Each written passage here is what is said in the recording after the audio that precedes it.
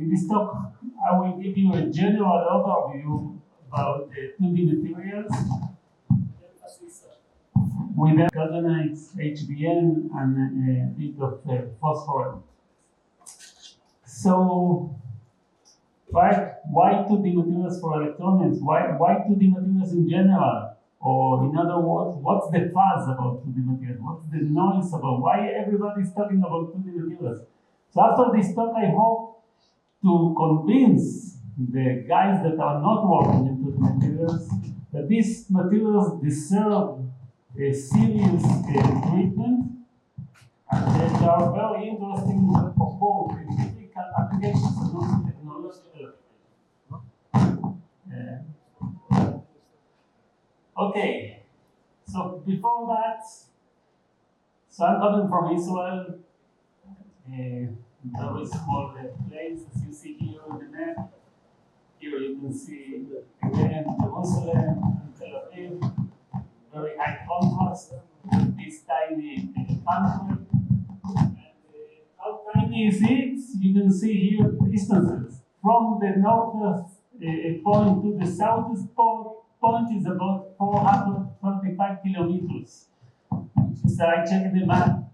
In your case, you have nearly from here 13,000 kilometers, 1,300 kilometers. So it's about 3 times, 2 times, 3 times the length of Israel. So that's how small is it.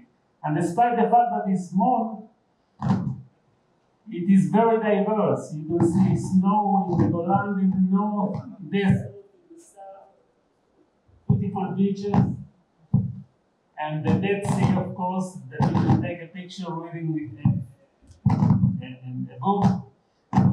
And so despite the fact that the Israel is very, very tiny, as you see from the two different pictures, it's very diverse. So anytime that you can, please come and visit. And I think that the dean of our faculty loves us to emphasize every time is this table. This table shows the ranking, international ranking of colleges, universities that startup companies, startup unicorns came from that university. And as you can see, from the first 10 universities, only Tel Aviv University is from outside the States. All the rest are American universities, Stanford, Berkeley, Harvard, and so on, and Tel Aviv number 7. So this is something that our team likes very much. Okay, so regarding this course, I will give you, my part in this course is to give you a general overview and then to talk about synthetic methodologies, how we fabricate, how we synthesize atomic fields at the monolayer level, and we'll talk about the challenges, so there are great challenges. We'll talk about different 2D materials, and of course we'll talk at the end about characterization methods. We cannot synthesize without characterizing them. So let's start. Okay, so 2D materials. 2D materials, of course, you know these two very different materials. One of the most fundamental questions in material science is what is the impact of the atomic structure, of the atomic composition, chemical composition on the chemical physical properties. And this is a wonderful example of two different materials that are made from the same element, right? Carbon, only one element, two very different materials, both of them very interesting. One of them, I guess, many women would like them most, but actually graphite is also a very interesting material for both scientific questions and also technological applications. And of course, atomic and graphite is basically the mother and the father of this huge family of 2D materials, layered, sometimes called layered compounds, sometimes called van der Waals solids. And the main reason for that is the structure. The structure of graphite is made is very anisotropic in the sense that the carbon atoms are arranged in hexagonal honeycomb in sp2 hybridization, and within the layer, of course, the bonds are very strong and covalent. In between the layers, the bonds are weak and van der Waals. And this is the main reason of the highly anisotropic properties of this magnetic material, but also is the main reason of the properties of the single layer profile, as we will see in a few slides. So, I will start this talk by a brief introduction, brief history, and you will see that 2D materials or graphene, more specifically graphene, was not discovered in 2004. People were talking about that before that.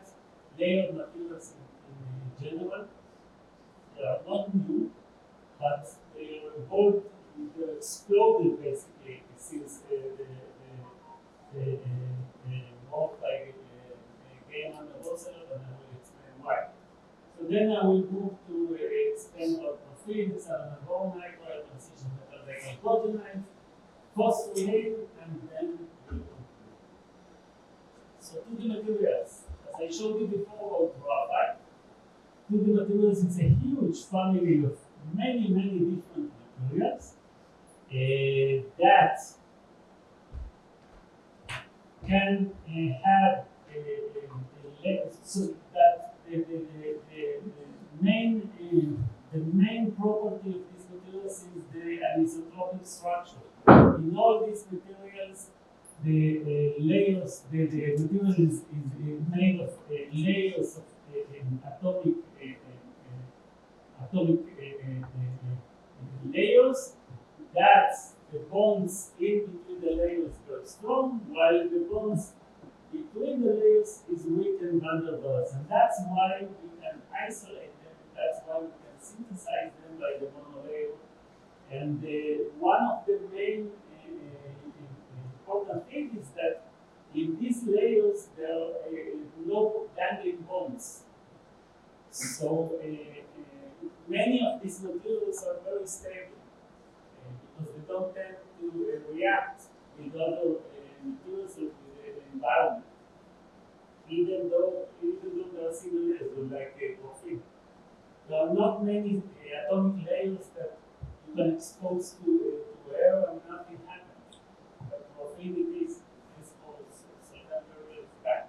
So you have graphene, you have hexagonal bond nitride that is very similar in structure to graphene, but instead of the carbon, you have the bond and nitrogen atoms. Then you have the three atom thick layers of transition metal like hydrogenides, that basically is an array of transition metal that is sandwiched with the chalcogen. So the transition metal can be molybdenum and tungsten are the most famous ones, but can be also niobium, hafnium, and many others. And the chalcogen, of course, can be sulfur, selenium, or tellurium. There are many interesting materials there are few interesting materials like the black phosphorus or the phosphorus, we are talking about single layers, but as you see, the structure is completely different. This one is also monoelemental, only phosphorus, but the structure of the layer is the backward structure, not a planar, atomically planar like the graphene. We'll talk a bit about that. And there are many other very complex 2D materials, like the ones, the ternary compounds, for example, of the family of the transition metal thiol sulfides, so transition metal PS3, in which you have an hexagonal layer, so here the dark ones are the nickel, the transition metal, you have an hexagonal layer of the metal that 1/3 of their positions are taken by these diamonds of phosphorus, and then again sandwiched with the hydrogen, can be sulfur or selenium. And these ones are very interesting also because they are, some of them have magnetic properties, antiferromagnetic, ferromagnetic, even at the single layer level. And then there are the metal carbides, the vaccines, that are completely different story, and also they are fabricated and synthesized by completely different methodologies. And of course, this family is much bigger. There are many others. Monoelements, bielements, ternary compounds, and so on. And why they are interesting? Well, because first, they, because of their anisotropic bonding interaction, they can be isolated and therefore studied at a single level. So, and in addition to that, as you can see here in this in the left side, you can see that they basically cover the whole range of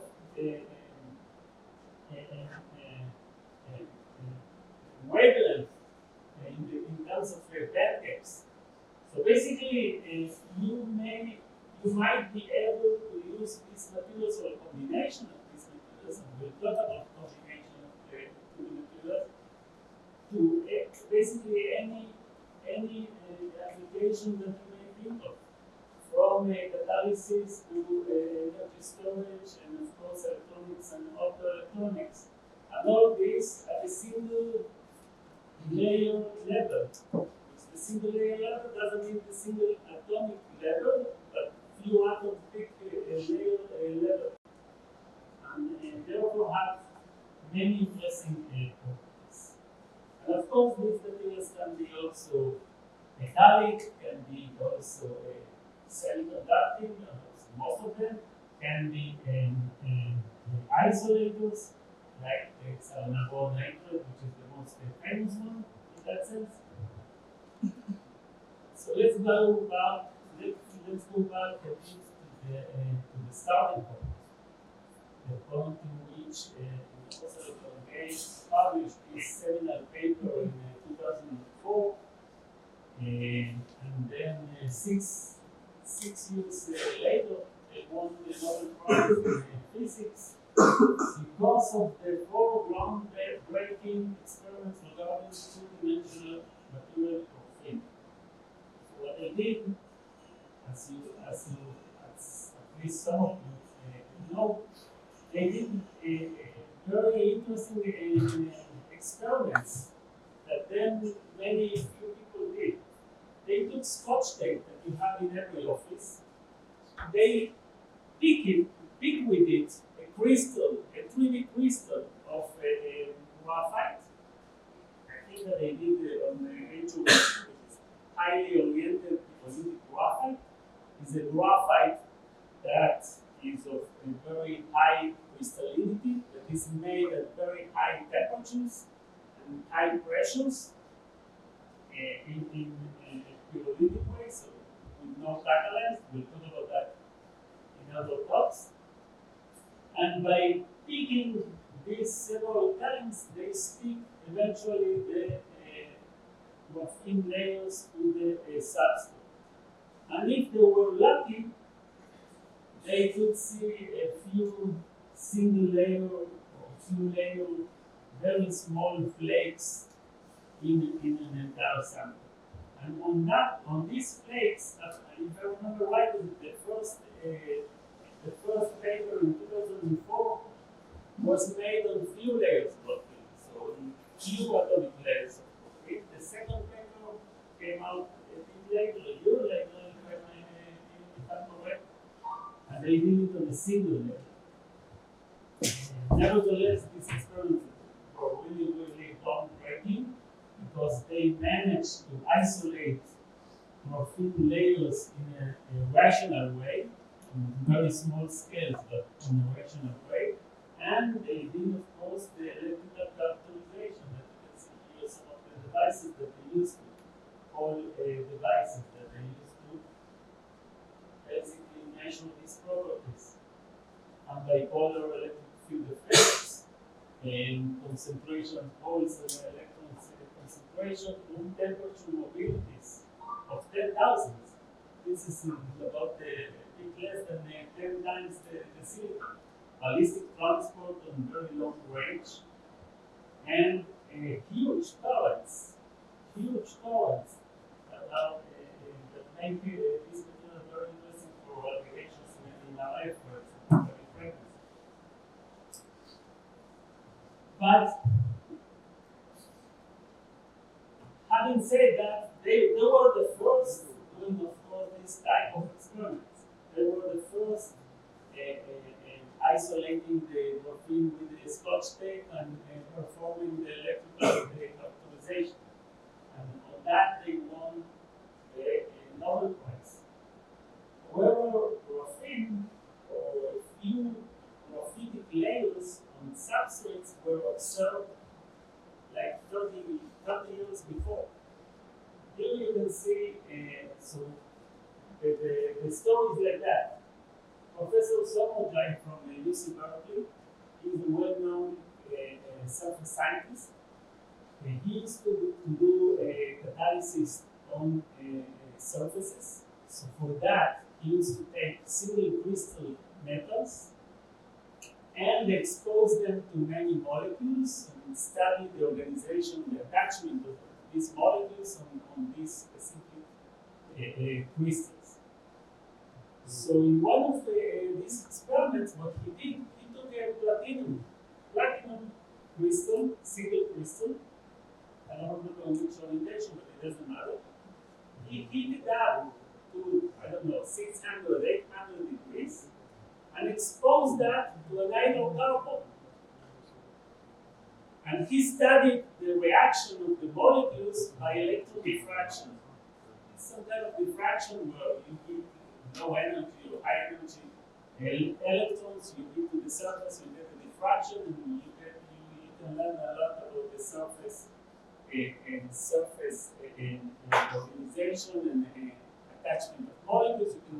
You can learn a lot about the surface reconstruction, which is what the surface does in order to minimize energy, right?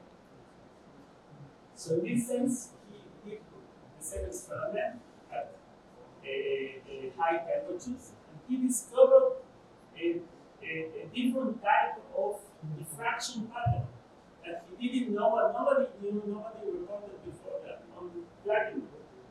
So he thought that he had a new type of surface reconstruction on platinum. And that's what he said he wrote in the paper. But a year or two later, another paper from Blake came up, and basically what he said, he proved, is that the specific pattern that he got on the platinum after exposing the hydrocarbon, the platinum to an hydrocarbon at high temperature, was not a surface reconstruction of platinum. It was the formation of graphite sheets lying parallel to the surface and having rotational disorder. We'll talk about that, like pyrolytic graphite. Meaning that he had managed to synthesize a few layers of graphite on top of a metal.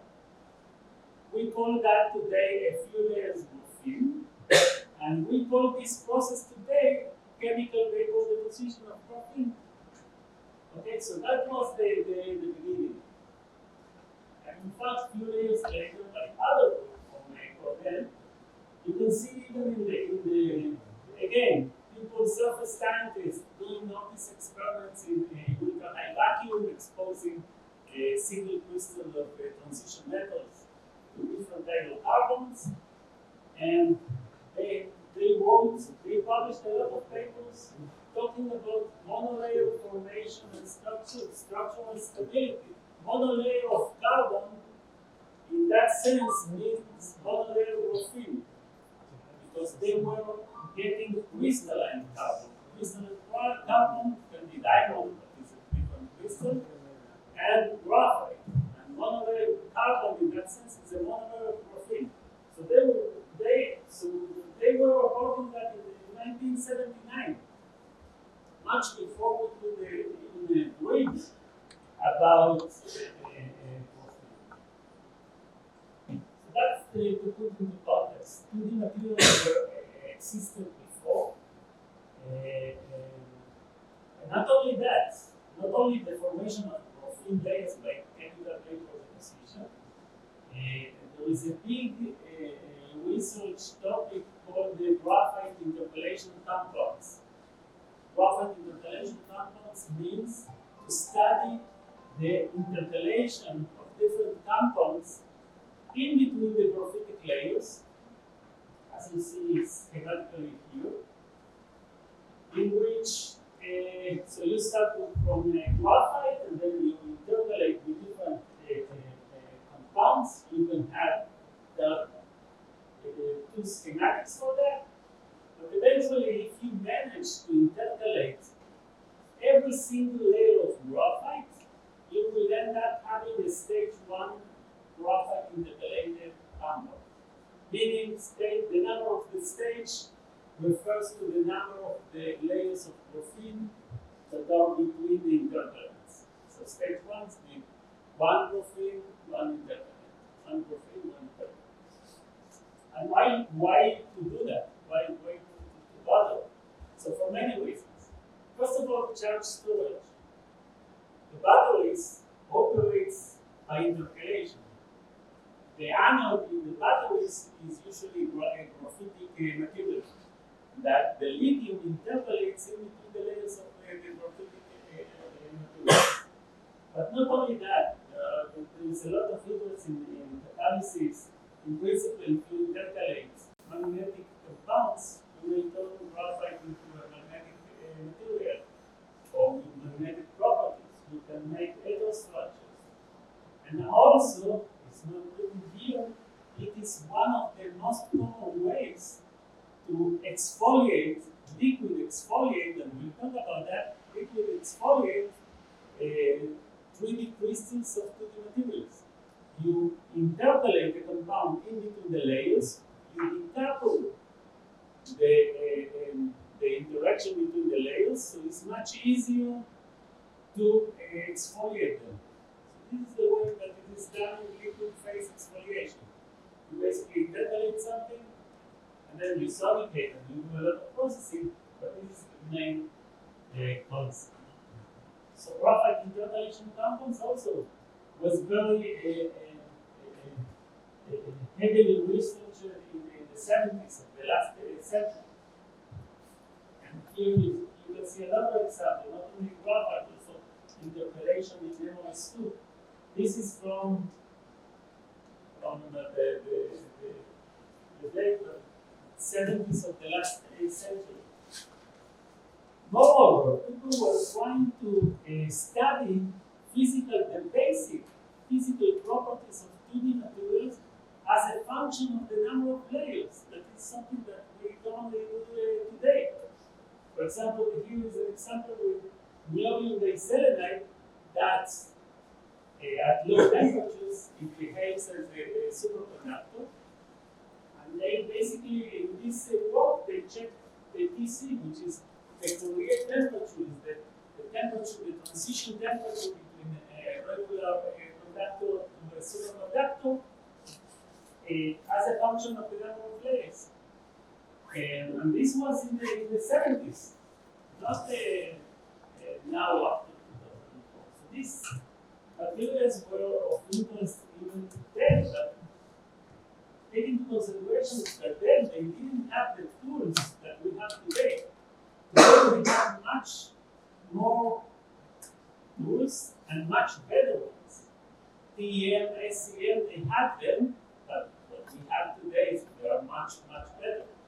Raman spectroscopy, I don't think that anybody thought to do Raman spectroscopy. It's one of the best tools to characterize these materials. And many others, STM and AFM, they were invented in the 90s, years after that. So these guys, they were studying these materials basically with no tools. Amazing work. Okay. So this is just to put into context, not forget the history of these materials, which is very nice to know. But again, Yes, sir. So those early days, yes. which were the methods were they using? Again. How they were studying those materials without the sophisticated tools? Mainly surface science related methods, like electron diffraction, this type of. But usually in this type of methods, the sampling area is very big. So I don't know how they manage to study, small flakes with different number of flakes. I really don't know. It's very, very hard. Much harder than for us, right? So again, but let me back to the original question. Why 2D materials? What's the fuss about 2D materials? Look at this. This tool is a wonderful tool. It is called, and we'll talk about that, molecular taxing. It's from a company, Sinternicon, their website. And with this tool, many people in the world, not only research groups, but also companies, they are making this type of vector structures. If you check, you have here vector structures, the dark and bright are different materials, usually aluminum arsenide, aluminum gallium arsenide, indium gallium arsenide, all these type of 3-5, right? Super lattices that are used for optoelectronic applications, especially I think in the IR. And look, they have layers of few atoms. Not only that, they have layers of few atoms, they have epitaxial layers. I don't know if you know what is epitaxial. We'll talk about that. Meaning that the layer here arranges at the same orientation as the dark one arranges at the same orientation as the white one. And then the white layer again arranges again at the same orientation. This is a very well controlled method to make super lattices of few atoms thick. Let's say 1, 2, 3, 4, 5, 6, 7. 7 atoms. So why do we need 2D materials? We can take an MVP and make this type of super lattices, right? Well, there are a few differences. First of all, in order to make this, you're very limited by the materials that you can use here. The main limitation is the lattice mismatch, meaning the difference between the lattice, how the lattice parameter of the bottom layer differs from the lattice parameter of the top layer. This is the main limitation, and we'll talk about that. Besides that, you need a tool that works at UHD. So therefore, you can do that very well on a specific group of materials in very extreme conditions. Okay? But 2D materials, let's talk about super lattices of 2D materials, and we'll talk about that in So in the previous slide, you showed 7 layers, right? 7 atomic layers, right? So how you are confirming the 7 atomic layers? So what? You said 7 atomic layers, right? Yeah, you can see every dot is an atom. This cross-section high resolution TEM image. Okay, they grow the layers, the super lattice, and then they take it out. They cut a cross section. They prepare a very thin lamella, and they place it in the end. This is what they see. So the bright spot, what are, there are bright and dark spots. The what? Bright line and dark line, right? So the shade. See the shade? The bright line and dark line. Shade. The bright and the dark differs on the chemical composition. These are different materials with different band gaps. That's why they make the super lattice. Okay? So the color is means the different colors mean different materials, different chemical compositions. These are very similar materials in the terms of structure, crystal structure. Again, the lattice mismatch will be very small, but the properties differ. Okay, the band gaps. Okay, so again, you can do that very well. Industry can do that very well for a very specific type of materials, a group of materials.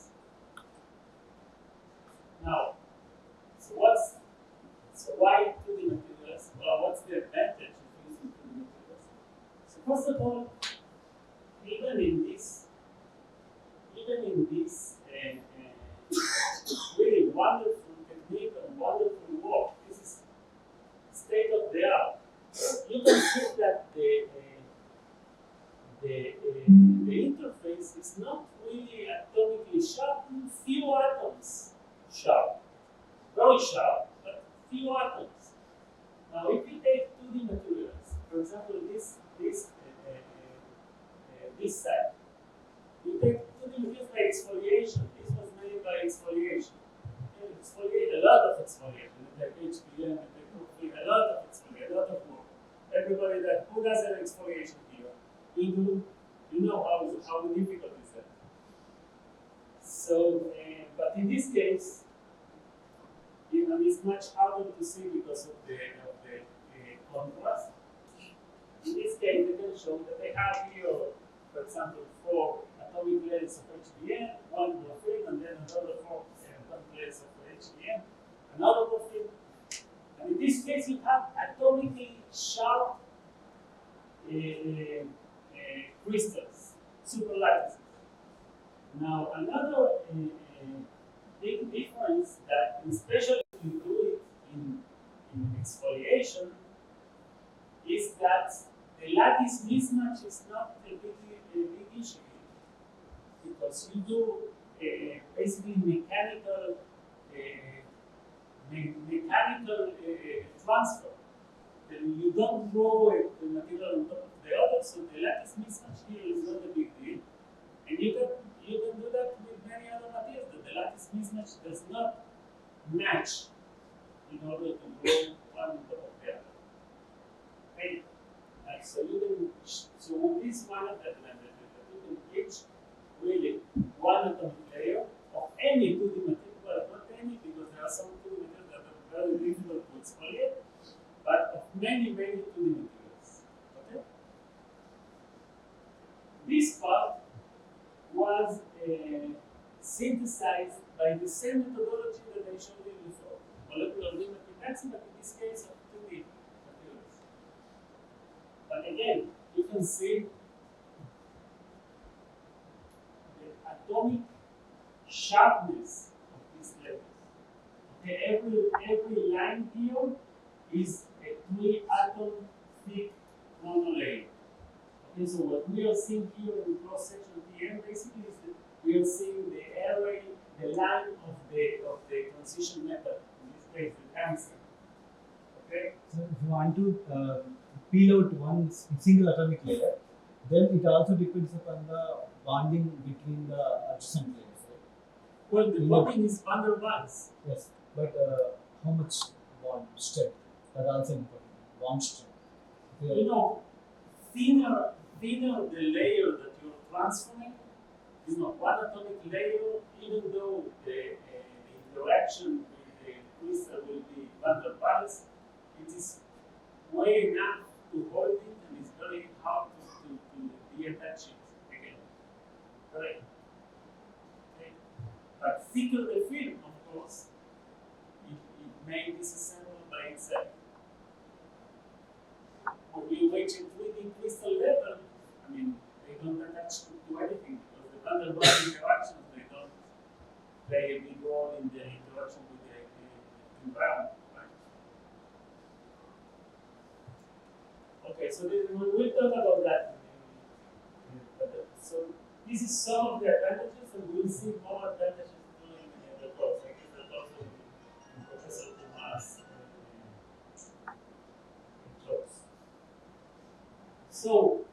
Again, graphite. One thing to say about graphite is that, so first of all, I told you, just for you to know also history from the historical perspective. If so, these are the morphinic alcohol. The fluoride, who likes soccer, the C16 was discovered in 1985. The carbon nanotube was, well, this controversial, but it was officially discovered in 1991. Sometimes they claim, actually they show evidence of carbon nanotube formation in 72, in the 70s. And actually graphene was the last one. And this is interesting because graphene is the building block for any of these. Graphene is the building block for the 3D graphite. Graphene is the building block for the C16, of course, C60. Of course, it needs to be effective at the right locations, and of course, to the carbon nanotube. Now, graphite, bilayer graphite, the most stable form of the bilayer graphite is what is called the AB stacking, which means that in this case you see the upper layer that are the open circles, and the bottom layer is the dashed lines. So that means that 3 of the atoms of the bottom layer arrange themselves in the center of the hexagon of the top layer. And we don't see one atom on top of the other, they sit shifting, okay? It's in contrast to other 2 materials. And graphite by itself is very important, has many interesting properties. Okay, you don't need to exfoliate it to a single layer to be interesting. Extremely high in plane, thermal conductivity, electrical conductivity, elastic modules, in plane, very hard, etc., etc. That's the reason that there are a lot of cosmetic products. Batteries, I told you, and anodes, you can see here, synthetic and natural graphite, brushes for electronic motors, and so on. But now, by the way, one of the first applications of layer materials, 2D materials, is lubrication. Not only graphite, MOS2, tensile sulfide, HBM. And why is that? Because of the van der Waals interaction between the layers. When you put it in a system that has a moving parts, these layers be attached from each other. Therefore, allowing it to slide, allowing for a motion with a reduced lubrication, which is extremely important. Okay, graphene, of course, once you can exfoliate, not only graphene, once you can exfoliate or better synthesize single layers, so then you can apply that in a lot of things. And I will show you again, and we will talk about the specific properties in a minute. But now you have the big advantage that these layers are extremely strong, extremely flexible. So you can, everything that you can do with traditional materials, you can do with single layer, not only graphene, single layer 2D materials, and do them flexible. Transistors, detectors, sensors of many different types. That is one of the big advantages. That you cannot do with the atomic layers that you make in MBE as a superlight. So graphene, if we take a look at the history,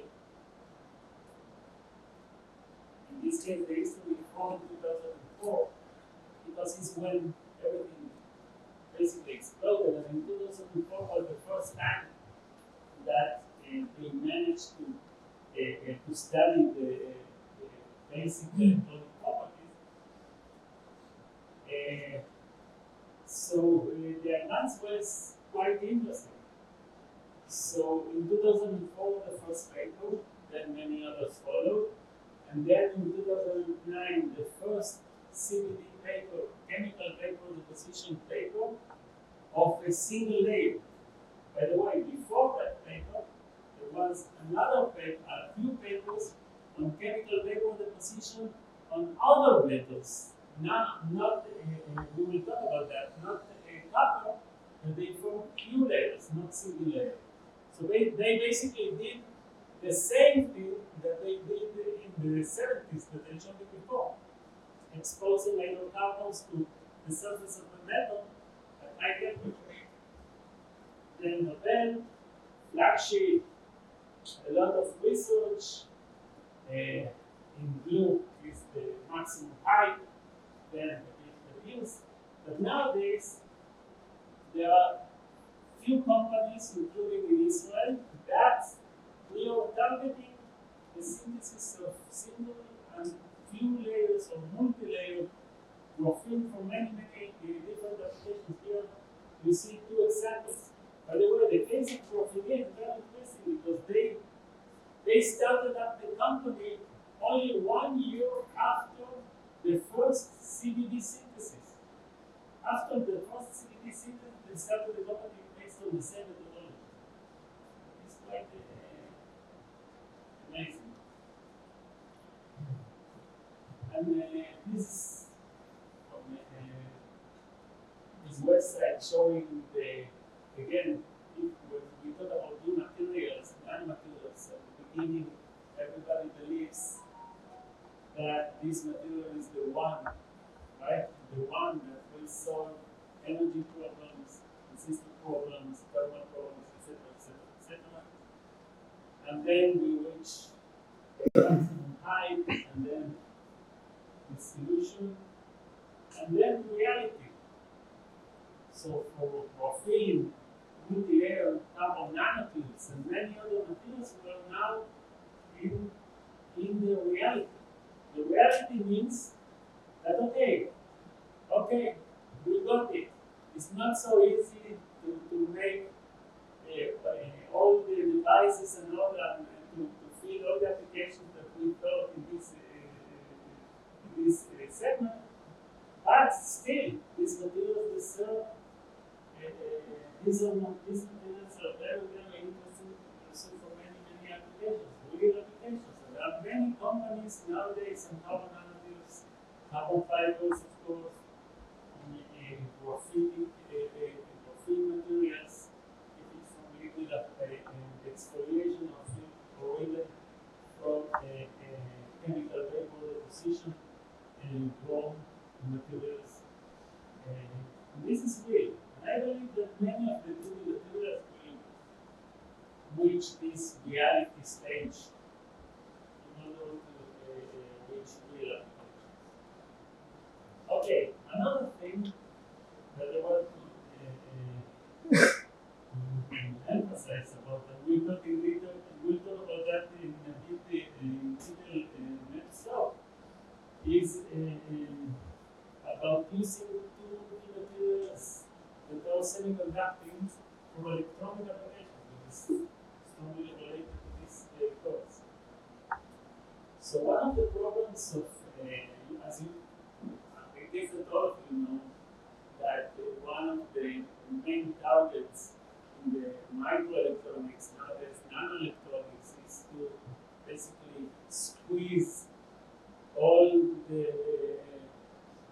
transistors to put as many as possible, to increase the density of the transistor, basically to follow the Moore law in order to improve the performance of the processors, as the industry did for many years.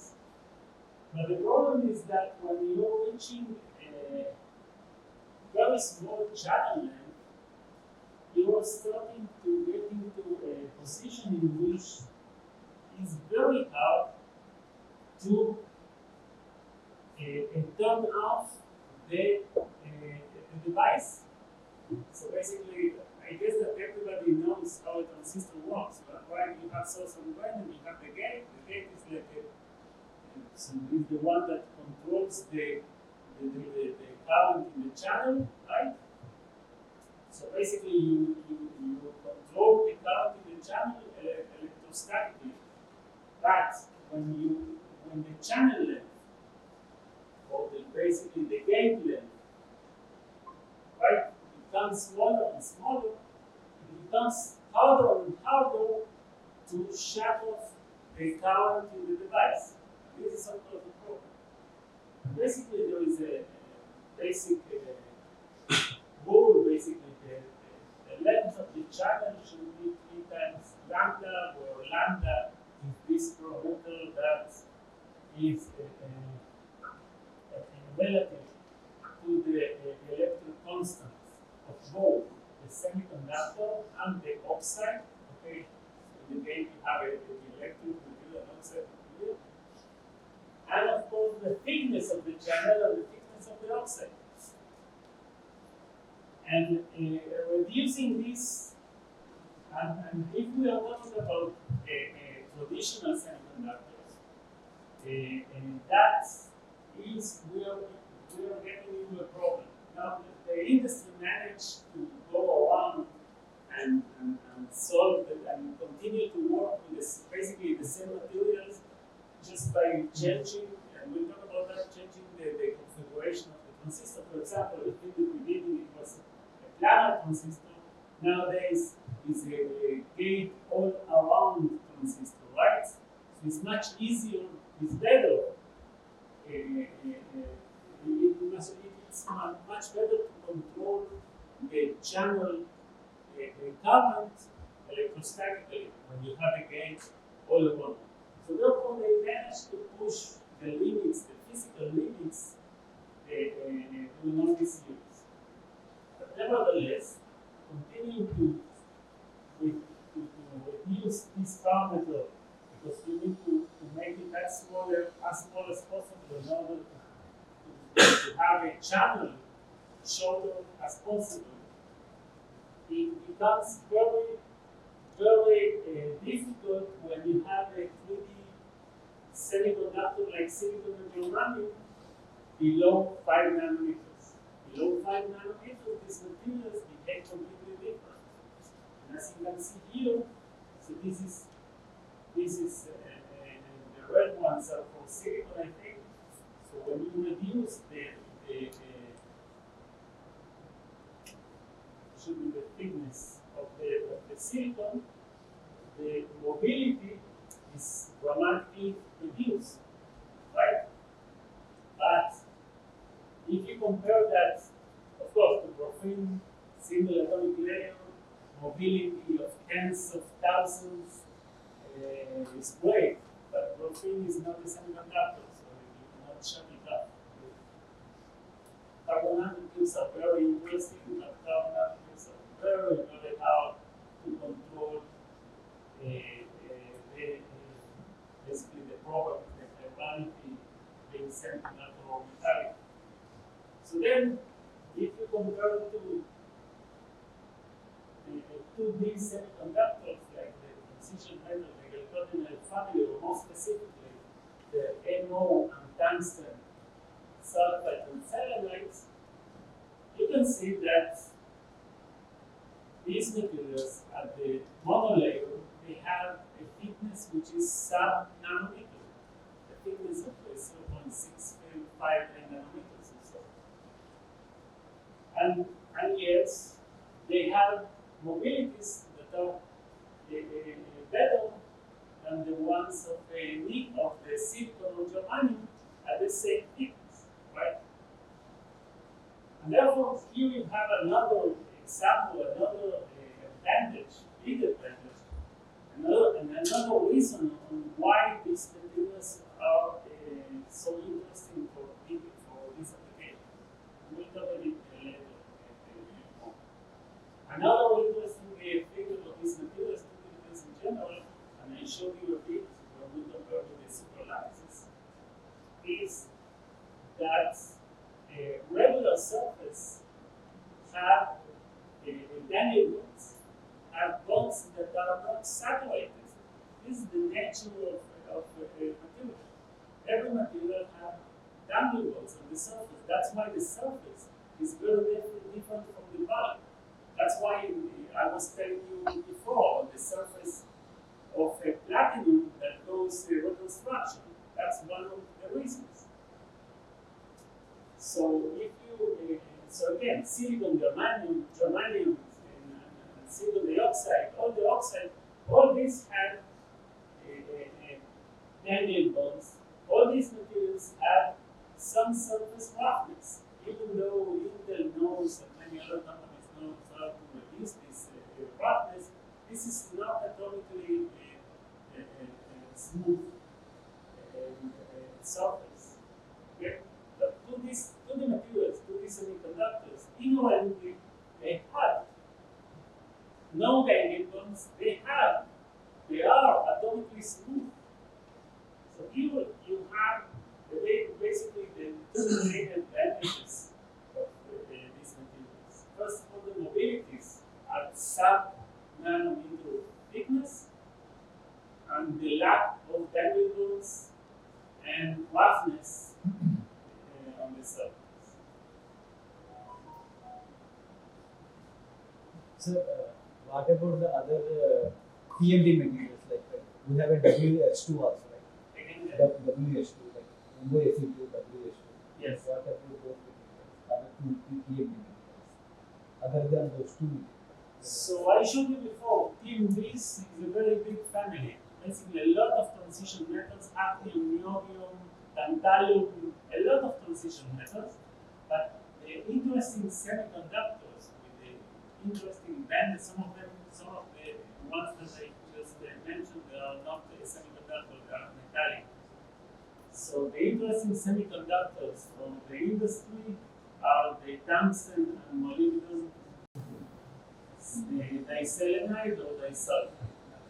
These ones are from the synthetic perspective, are the ones that we better control. The others are extremely difficult to synthesize. We will talk about that. Why is that?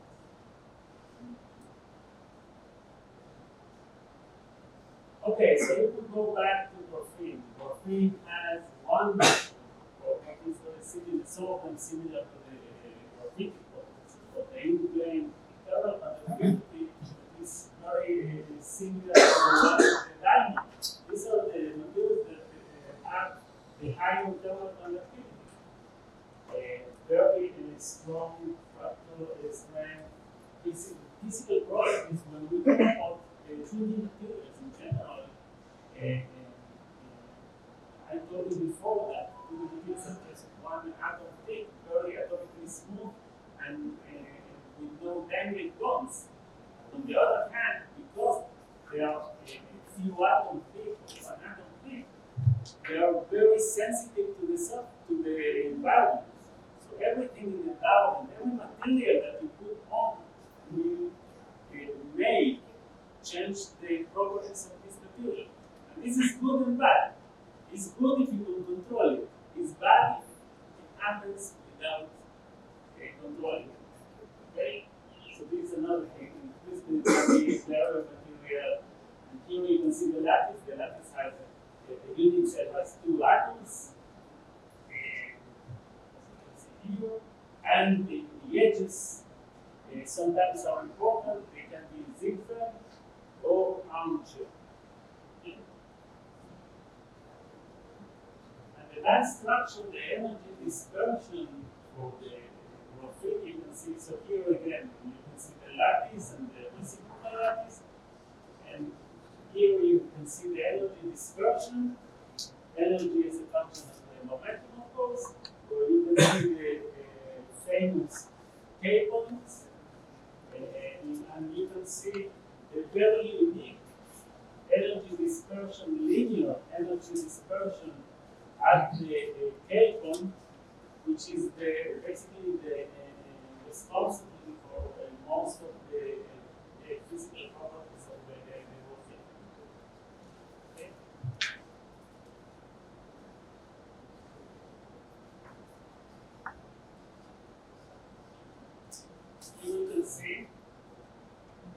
results of an exfoliation, mechanical exfoliation. Okay, what you see here is an optical microscope. By the way, we'll talk about that. Doing mechanical exfoliation, you need to know on what surface to put it in order to calculate it. Because these graphitic layers, these morphine layers on top of other substrates will be highly seen. You need a high contrast, in this case optical contrast, and we'll talk about that, in order to be able to characterize them. Again, I was in one talk given by again, and he was telling that they were lucky because the exfoliation that they did that on the right surfaces to have the maximum contrast. And of course, it had a lot in order to localize the graphene and to make the devices. So this is optical characterization of film layers. This is in the TEM showing the, sorry, this is not anything, this is on the grid, but showing the light transmission. Okay, these are atomic layers. So here there is no graphene, so 100% transmission, of course. Single layer absorbs 2.3% of the light, which you can say that is not a lot, but it's 2.3% for one atomic layer. And then bilayer absorbs twice of that. And that's another topic which is very interesting for these graphitic layers or few layers. That there is a big issue with the transparent conductors, right? Transparent conductors for any optoelectronics and solar cells. So when you compare the theory or the best results obtained on a relatively small scale with graphene, you can see that the shift resistance, so basically for a transparent conductor, you want the shift resistance smaller as possible shift resistance, larger as possible transmission. So here you can see the shift resistance as the thickness, okay, comparing to classical materials that are used as transparent conductors like indium oxide or silver nanowires, meshes, and so on. You can see that the graphene are among the best. Here we can see again the transmission as a function of the wavelength. This is a clear result from the linear dispersion at the K point of the graphene that I just showed you. You can see the graphene absorbs basically a very broad spectral range. Okay, and this is because the linear dispersion, basically every electron can be excited very easily. In high contrast to many other materials that of course they don't have that behavior.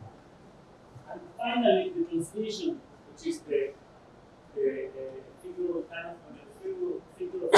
for the constant conductor transmission transmittance as a function of the shift resistance. You can see again that graphene is one of the best materials. Even CVD graphene shows quite high results. Okay, cellular bone nitrate. You also of this material that is very interesting. It's interesting because it's very different from all the rest, I would say, of the 2D material. And why is it different? Actually, the structure, as I told you before, is very similar to the graphene structure. The main difference, of course, is that instead of carbon, you have boron and nitrogen alternating atoms. And in addition to that, the stable configuration, the stable structure is the one that one boron sits, or the opposite, nitrogen sits on top of the boron. So basically, this registry is called AA tag. In contrast to the AB, you remember the AB of the graphite, the few layer of the graphene, the AB. And it's important because we will talk about rotating layers in other lectures. Okay? So this is the initial configuration. So these materials, HBN is very interesting because it has basically a very large bandgap, 6 to 5, depending on the crystal quality, depending on the number of layers. That is found very similar to graphene, by the way. The electric constant is quite low, 24. Comparing to active oxide is what? 25 or 15? Something like that. Mechanical property is quite good. But I think that the most interesting properties of these materials is that, again, one is that it's economically smooth, right? Like the graphene. Two, it has excellent thermal conductivity. Now, here you can see the value, which is much lower than the graphene. But the graphene is a conductor. HBN is an insulator. There are not many insulators that have such high thermal conductivities. Okay? This thermal conductivity compares to the one of copper, which is one of the best conductors in the industry. Okay? Copper is again a metal. Okay? And there is a big interest in high thermal conductivity materials that are insulating electrically. For example, for cooling in electrical devices, in integrated circuits, and so on, where conducting layers can interfere with the devices. Right? So that's why I think that this is interesting. It is, at all wavelengths, it maintains the dynamics. At all wavelengths, like suppose if you take at a high frequencies metals, they behave like other metals. And so I was talking about thermal conductivity. Understood. But at all wavelengths, if you consider the whole electromagnetic spectra, with certain wavelengths, they are metals up to certain wavelengths. Above certain wavelength, they behave in different. Okay, you're talking about extreme conditions now. But then, okay, so this high wavelength, what would be the thermal conductivity? I don't know how to compare. Okay. But these materials are intrinsic is insulators and high thermal conductivity. This is in visible range. In the visible band. What do you mean visible range? We are talking about thermal conduction, heat. Yes. So, I mean, you also said it's a dielectric. Well, it has a dielectric constant, 4.1, and also it has a band gap. So band gap 6, yeah. So it is true for all wavelengths. At all wavelengths, it is like a well, no, you can use it for big UV detectors, for example. Yes. You can see from the web here, and people, I will show you. People use this for elaborate, try to elaborate these materials for big UV detectors, for example.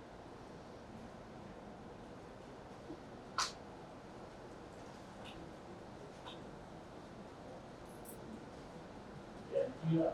So here you can see some of the applications, DUV, electronic devices, with the thin films of HBM, thermal management, nano-electromechanical systems, ports from any to the material. Anyway, you have a lot of limitations, but they hold for a lot of materials, same with flexibles.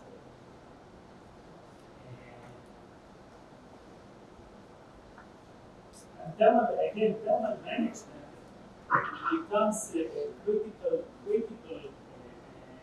topic in electronics.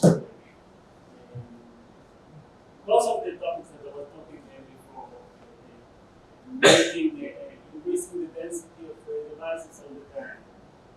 making them smaller, which are harder to shut off, and so on and so forth. Thermal dissipation, heat dissipation, it becomes a critical issue. So this material is interesting in that sense, but we will talk about the synthesis of this material, and you will see that it's a bit more difficult than other yeah. So one of the applications of the HBM in with regards to electronic devices is that again it refers to the atomically smooth surface with no dangling points. That is perfect as a support for a channel material, not to be the channel material of the transistor, but to support as a support for a semiconductor, both for optical elements, for optoelectronic elements, or just the transistor. And it was proved a long time ago with devices, thin devices sitting on top of HBM, and but since then with many other materials, including So it is used as a mirror, sir. Like in the laser, suppose if you consider laser application, it is used as a mirror, right? HPN. You use it as a mirror if you consider laser applications. as a new one. Yeah, in the electric. So you said in the deep UV, so it has various applications like in light emitting photodiodes, different lasers, right? So Yeah. how it is utilized as a just a window layer or No, deep UV light emitting diodes or photodetectors. Okay, I don't think that there You is. can come down for some type of offline. You go to and then we will discuss. We will have discussion. I'm trying to understand the function of the material.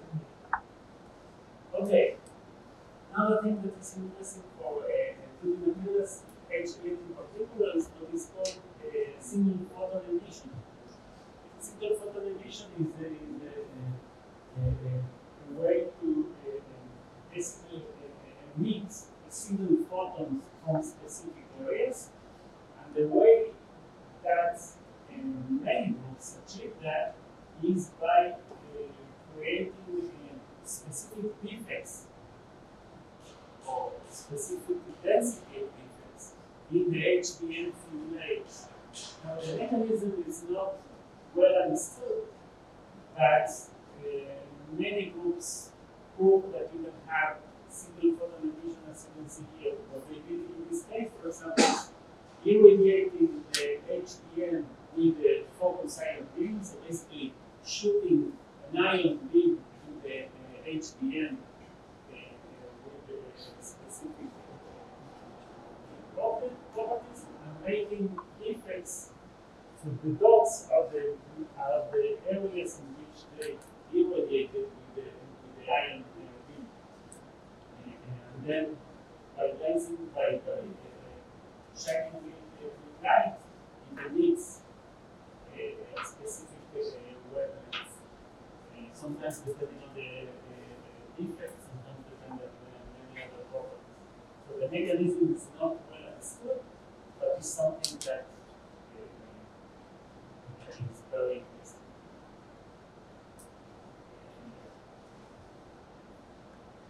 Okay, transition method like I told you method are more maybe one of the most relevant tools for this course.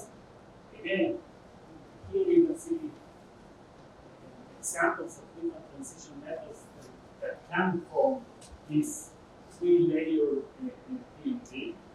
And basically, there are two main configurations for these materials. One is the 1H, which is the trigonal prismatic, as you can see here. And the other one is the 1T, which is the octahedral. Basically, it's the same but rotated. And therefore, you get different structures. Now, this structure is not stable. Okay? This structure was achieved in very specific conditions, and so usually when we talk about MOS2 or tungsten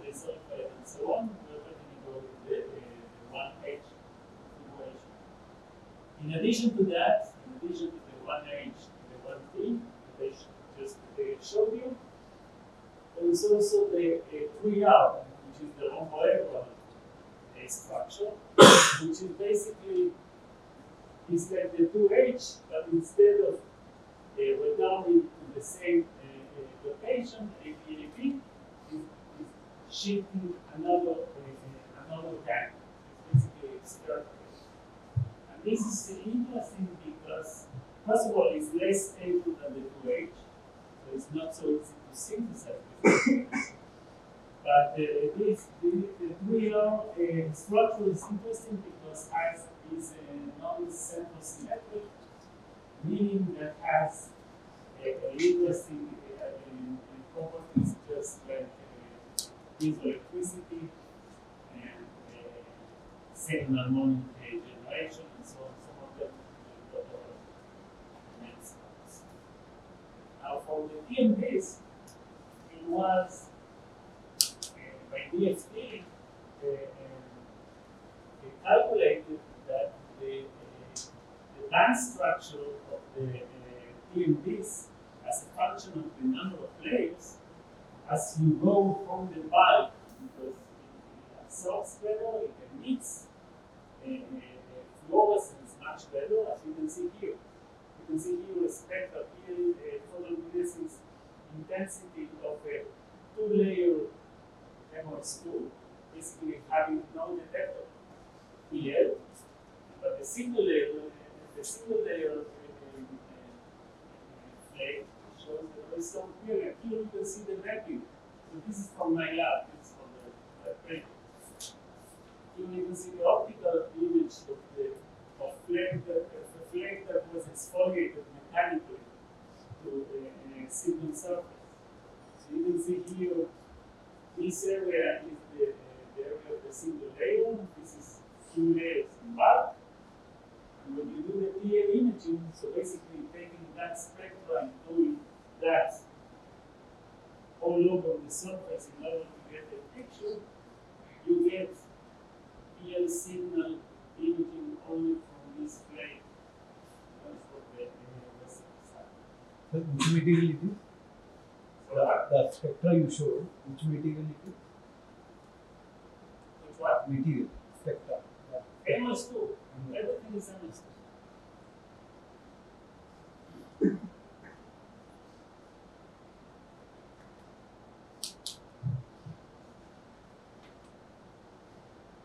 Now these materials are very interesting also. I guess that you will be talking about that in your talks, because they have what is called spin-orbit coupling.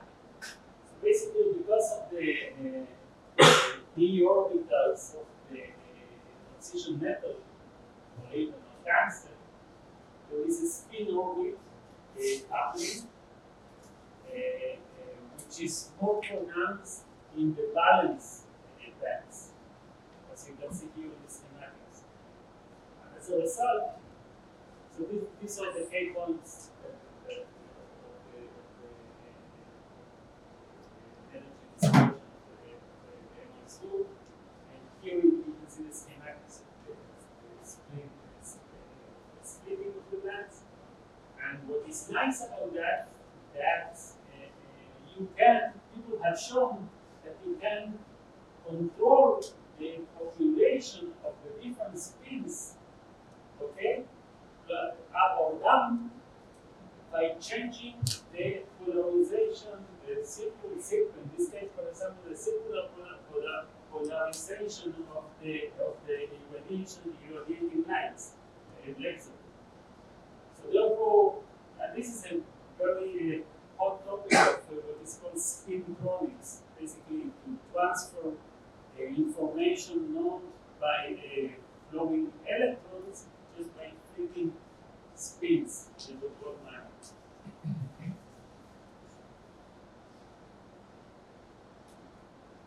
And one thing I think about the TMDs, why they are so interesting, is that again, when we go from the bulk to the monolayers, it's here, bulk, top, monolayer, bottom, there is another thing that changes dramatically, which is the exciton binding energy.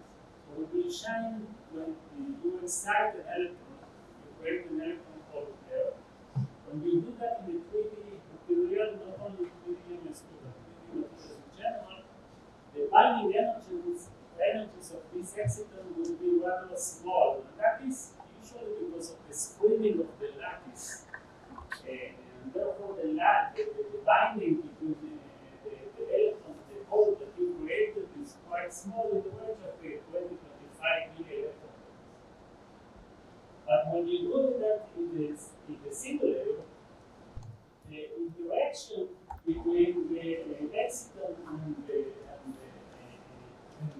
electron and the hole goes beyond the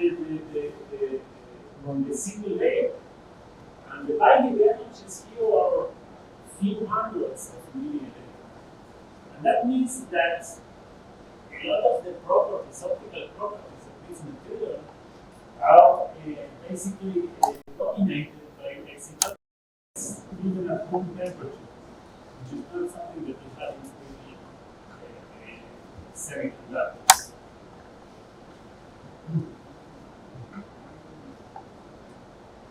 Yeah, and also, of course, very large optical response. As you can see here, we have certain coefficient as a function of the bandgap. Here you can see comparison with many of the semiconductors that are known in the industry, and some of them use the drug cells. You can see that the one layer and bulk with this are the highest absorption coefficient.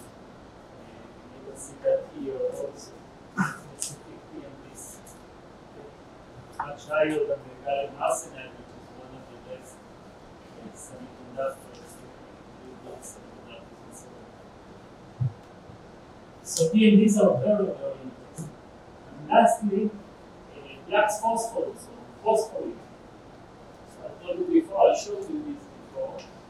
The phosphorine has a very unique structure, a cathode structure, not a flat, atomically smooth structure like the graphene, HDN, or even the TNDs. Therefore, it's very anisotropic also in plane, in contrast to the other materials. Right? Very anisotropic.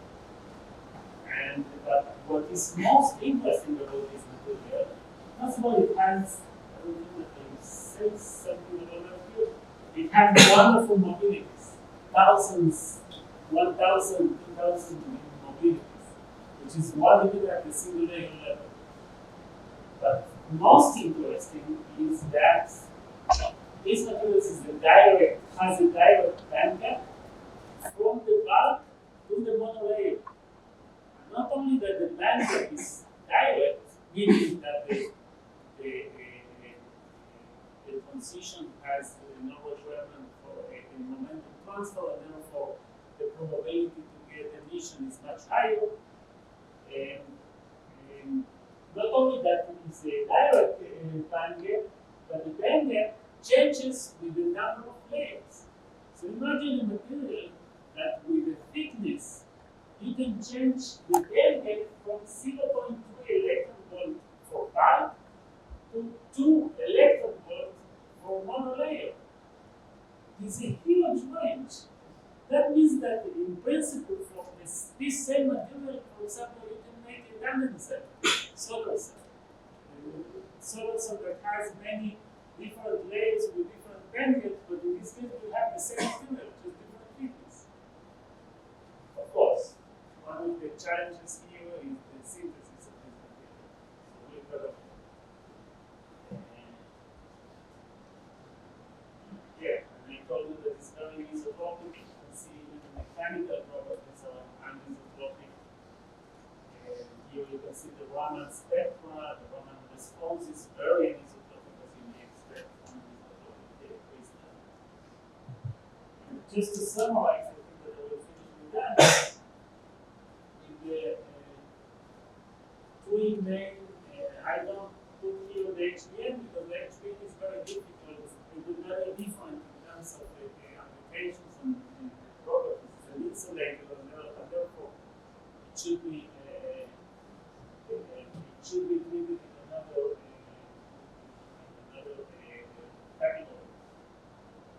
So possibly you can control in principle the band gap between 0.3 to 2 eV. Of course, nothing has no band gap. MOS2 as PMPs from 1.2 to 1.8. You can see mobility is very high at certain nanometer region. And I think that with that I'm going to finish the first talk. And I hope that those that don't work with the 2D materials, I managed to convince you that these materials are very, very interesting in the server, especially. Questions? For device fabrication point of view, sir, getting is better or okay? Which device? Normal different device. Normal transistor? Yes, sir. If you want a transistor for logic applications, you would like to do the private language. I think there's no way. But it can be created, sir. Yeah, but it's very difficult transistor. You can create a band gap, for example, making nano ribbons, but then you reduce the mobilities dramatically. So if we maybe getting memory one, then what impact the mobility will decrease? Means after getting the graphene memory one, the mobility will be more in case of graphene or in case of black holes. If we First of all, the mobility that is not appear it was measured in vacuum, in low temperatures. This is not usually mobilities that you get in there, usually a 50 that you make in the lab. Then in the good one you get 10,000. Okay? It's very good. But regarding the mobilities, when you take the graphene and you make a nano ribbon, you degrade the mobility lower than the first one. Because the nano, in order to open a gap that you can use it in FET, it must be, I think, that narrower than 50 nanometers. So that you damage heavily the crystal, you increase the mobility. I'm not sure if it's possible. Questions? So, in the earlier slide, you mentioned HBN at a UV range. You use it for many applications, right? Say again? HBN. Yes. In UV range. Yes. You use it for many applications, like photodetectors, laser. So, what is the function? How it is used? Like it's a dielectric material or a window layer? No, as the wide bandgap semiconductor. If you use it as deep UV, it falls in the range of the bandgap of the HBM. So that means the band gap is reducing. So No, you use it in the bandgap of 5 to 6 eV. it is huge gap. So It's huge. huge. Then how the carriers band gap? Well, these are devices, I guess, that work at very high voltages. I don't know. Deep UV detectors made of HBM. HBM. Yeah. Basically, HBM we are not applicable in fat for fat application. Again? Mostly HBM we are using for insulator only device. But he mentioned it in photodetectors and lasers, right? What is the function of HBN there? In his Photodetector you can generate, you can optical devices you can make with the photodetector. So I said, what is the function of HBN? I'm asking. HBM if you have sign line, it can be absorbed or it can be used in the UV range. That's what you are saying. Yeah, that's Map the band gap that will come in the range of UV. So high frequency in the UV range, you can make UV range detector or emitter using the HBM. So it acts as a window layer, like in the top of the layer and an active layer. So if you make that, depends on how will you make the device, how will you apply the device. Because if you make the detector HBM enough, it will be transparent, it will take multiple layers. So it depends on how you stack them. Main whatever he was highlighting that he was mapping band gaps with the optical wavelength. Since band gaps fall in the range of UV, to map for band gap lambda, that will fall in the range of UV. That was saying. it's up to you how you want to apply, how you want to do property. Like for the carrier motion, suppose if we consider the Carrier? motion, Uh, carrier factor. So the carrier motion, the band gap is huge, right? So then how the carriers the band gap is very if you're thinking, I think you are mixing two things.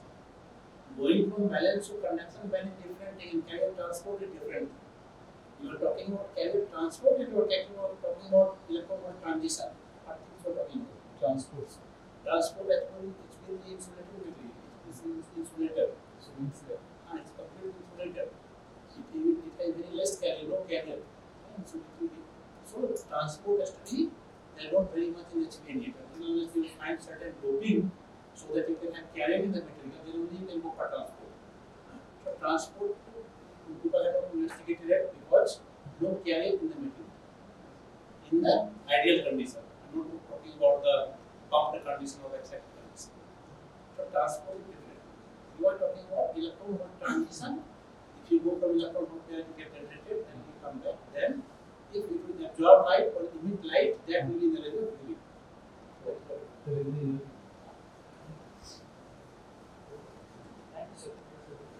I just have some questions regarding what is good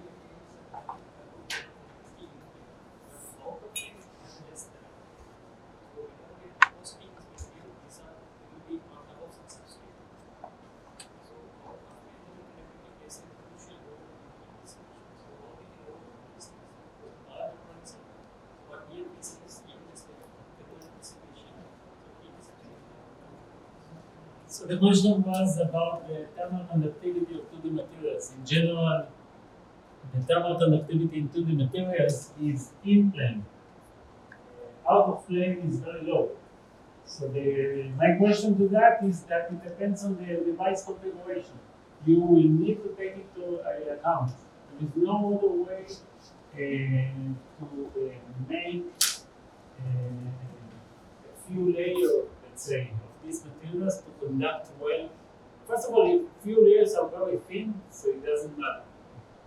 In order to be a good dissipator, you need something like 50 microns. So we are not talking here for heat dissipation. We are not talking about atomic layers. We are talking about thin films, let's say. Okay. Otherwise, thermal conductivity is very, very high. If you take a single layer of film, thermal conductivity is very high. The thermal conductance is very low because it's one atom thick material, right? So that's why, for example, for graphite layers in thermal management application, the magic number that I heard from many scientists in the field is about 50 microns.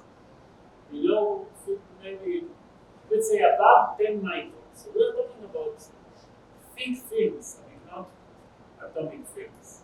These are applications that require thick films. Yes? So we are getting the material which is actually not this in a lab, but we can have sometimes wrinkles in the material. That can cause black. So how can you control Well, that will not cause that is business. How you can control the wrinkles and the defects in the mechanical installation by a lot of practice. okay, ensure that Also, mechanical exfoliation, I don't know, I'm not an expert in mechanical exfoliation. That's why I don't like exfoliation, I like to grow one. But mechanical exfoliation is you get small flakes. I don't think that you have many wrinkles. Actually, when you transfer continuous layers from CDD Roman or other, you get a lot of wrinkles. so when mechanical exfoliate, you apply force, right? Suppose if you apply some force, so how can you ensure that always there is one single layer for all forces? Like you apply You cannot. It is statistical. It is a statistical approach.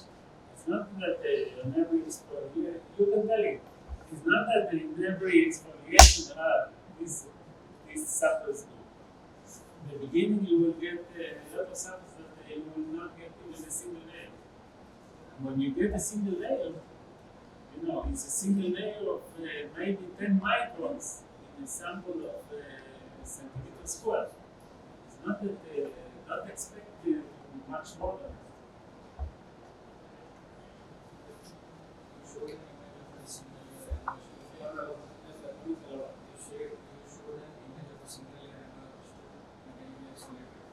Yes. Yeah.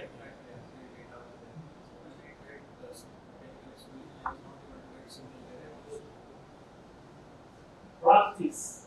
First of all, I don't think I need to tell you I didn't do that. I don't do these things anymore. For good and bad. So this, as you see, this is not an entire single layer. It's a flake actually that has very thick parts, but at the edges of it, it has some regions in this case quite large. I remember why this case is tiny. Few microns, you see, 1 micron, so it's about, I don't know, 10, 15 microns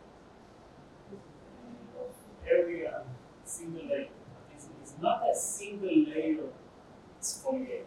It's an entire flake with some thick parts, but at the edges, usually at the edges, you will get a single layer. Statistical approach, lot of practice. There are some methods in which that instead of Scotch tape, you use a sacrificial metal. So you deposit the metal or use a liquid metal, and somehow I've seen papers that it shows much bigger flakes.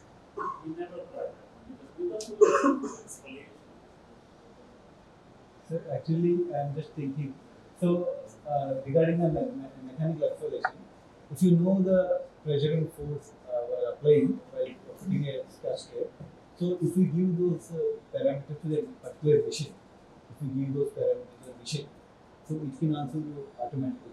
So that machine will always follow those specifications and then it will.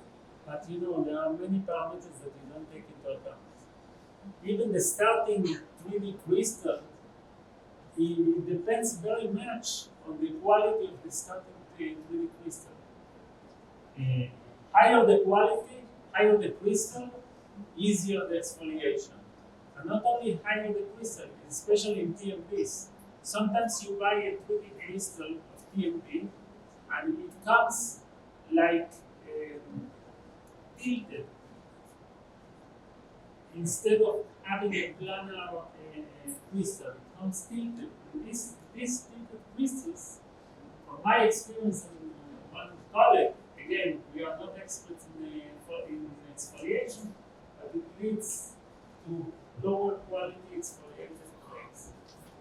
Higher the crystallinity of the crystal that you're starting with will lead you to better exfoliation under specific conditions.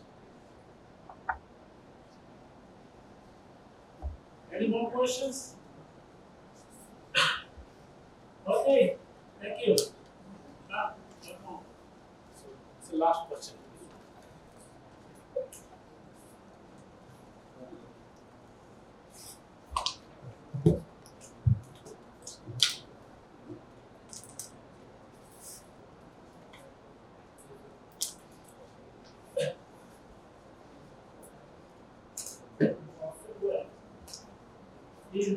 The question was about the isotopy, in-plane and isotopy of the phosphorate. He asked if the graphene is also an isotope. First of all, every crystal is an isotope by definition. But graphene is not considered an isotope because none of its properties like electrical or thermal reduction depends on the in-plane direction. In phosphorate, they do. Okay. Actually, I just want on some what? Running guys of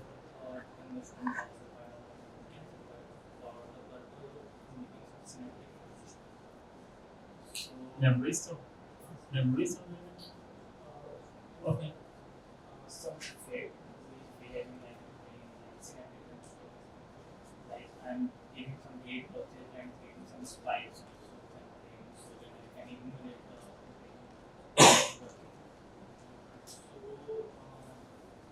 should I start with like with CVD or like I just need to do some working on like some Python and I don't know. If you want, we can sit after that and discuss. You need to start first of all. I don't know. You need to research about this specific topic that I'm not. We can talk after that about specific application. Okay. Thank you.